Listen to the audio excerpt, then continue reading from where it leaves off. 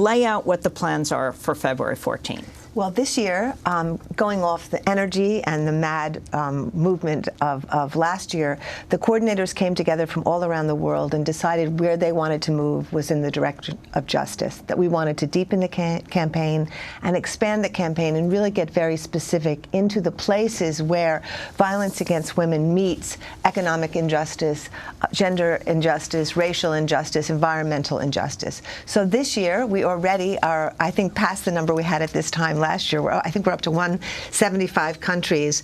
Women and men are rising around the world to look at those intersections. And some of the places, for example, some of the things that are happening are in the Philippines, for example, indigenous women are rising in mines where lands have been taken from them, where it's increased poverty, it's increased the militarization of the mines, which has increased sexual violence. Other places that are rising are in the Congo, for example, where they have a war has been waging there for 13 years, 14 years, and they've seen no reparations and no justice.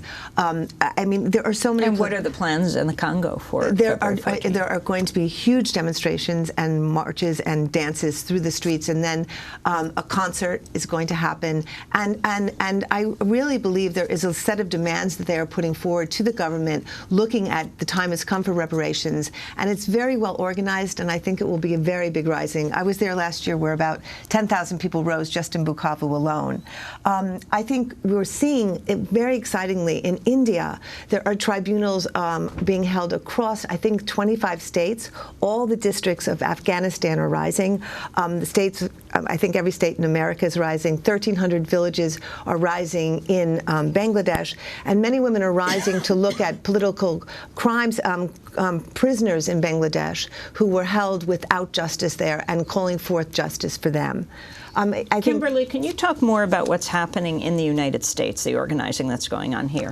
Well, what's so exciting about what's going on in the United States is that it's finally linking many of the movements around domestic violence and violence against women in general to a global understanding that these are risks that women face around the world as a group.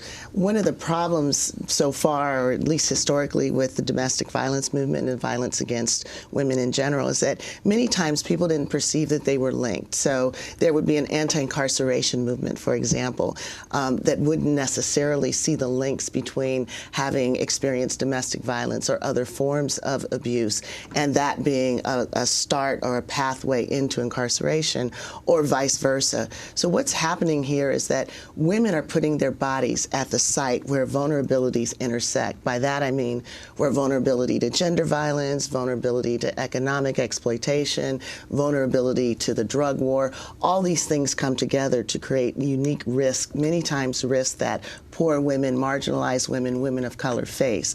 So the idea is that if you basically decentralize, if you encourage women to put their bodies literally at the sites where they're not safe and should be, or where they're not experiencing justice and they have a right to expect that. If you put them in motion and allow them to articulate the ways in which all of these vulnerabilities actually constitute the conditions of their lives, and that makes for a national movement and it links it to a global movement. Can you explain the issue of intersectionality?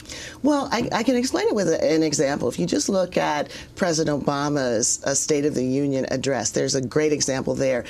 In one sentence, he talks about the economic marginality of men of color and the need to have programs at the foundation level to address them. And in the next paragraph, he talks about the economic marginality of women.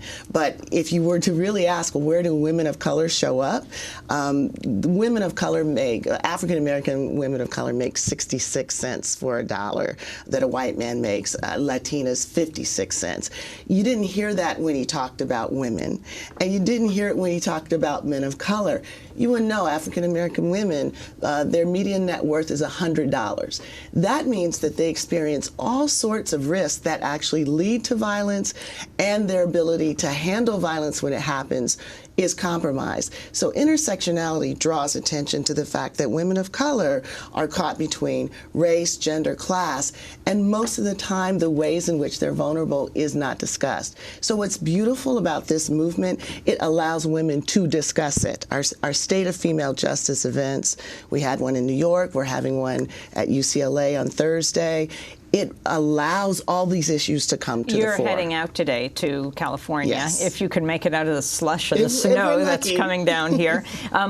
Explain what the State of Justice panels are. So we might draw an analogy to what happened during the Civil Rights Movement. There was the daily action that put bodies in the street. And then there was what they did at night. They came together, they talked about the issues, they drew examples from each other, and they built community. Well, that's what the State of Female Justice panels do.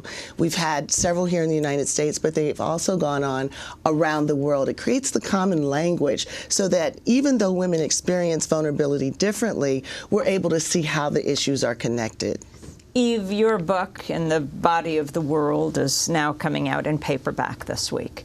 How does this relate to 1 Billion Rising? Well, I think so much of what we're talking about is the body, right? And the body of women, the body of the earth, the body of justice. And so many sites this year. And what is this action? It's an action of dance. It's an action of re-inhabiting your body. It's an action of reclaiming public space with your body, which has been taken away from you through various forms of violence. And it's so beautiful to look at all the videos and all the posters that are coming around the world, because bodies are such an intrinsic part of what this movement's about. And we're seeing people dancing in places where they never felt free to dance. That, you know, in the Philippines, for example, every day this month, they are doing an action in front of the payetas, in front of the hospitals, to demand the end of privatization of medicine and healthcare. They're dancing in front of courthouses. And I think there's something about when trauma and violence happens to your body, we leave our bodies. We leave the center of our power, the center of our creativity, the center of our resource. And dancing and also collective dancing brings us back into our central energy and power.